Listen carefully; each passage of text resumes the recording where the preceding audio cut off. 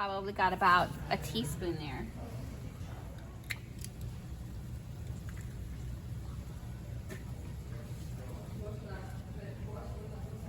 The purpose for the well is to keep the eggs and all the ingredients in the center so that it doesn't turn into a volcano and go all over the counter. And I'm going to just start by breaking the yolks and slowly incorporating the flour from the outside edges, making this nice well in the center.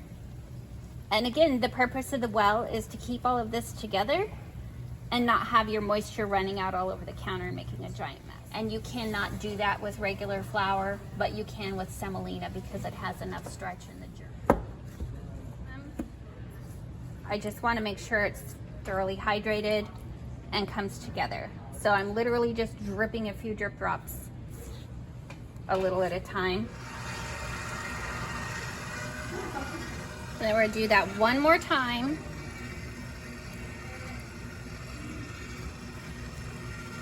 And you'll see by doing that nice stiff dough, I'm not having to flour the machine at all. So I tend to put it through a few times on a 5 and then see if I can get it to go to a 6.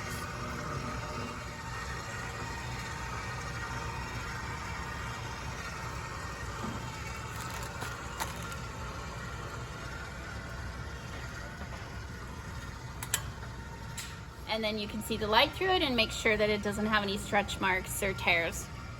Then it will cut smoothly.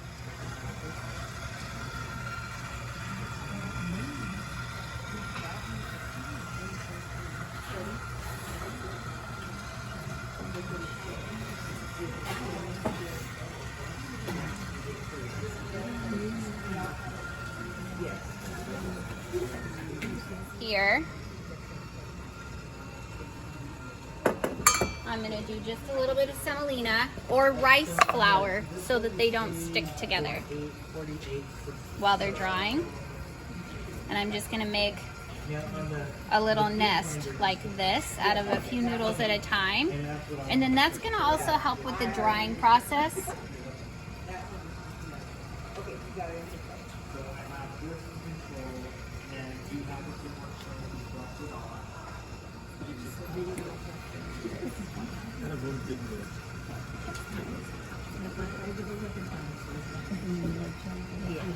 And I'm just going to gather and curl these in on each other without breaking the noodles. And then those will dry like this, just like that.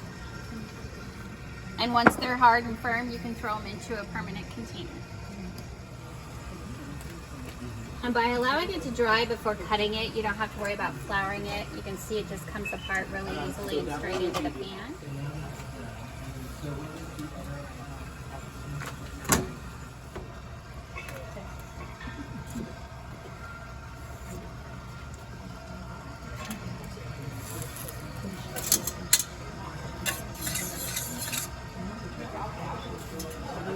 About 2 minutes, 2.5 minutes.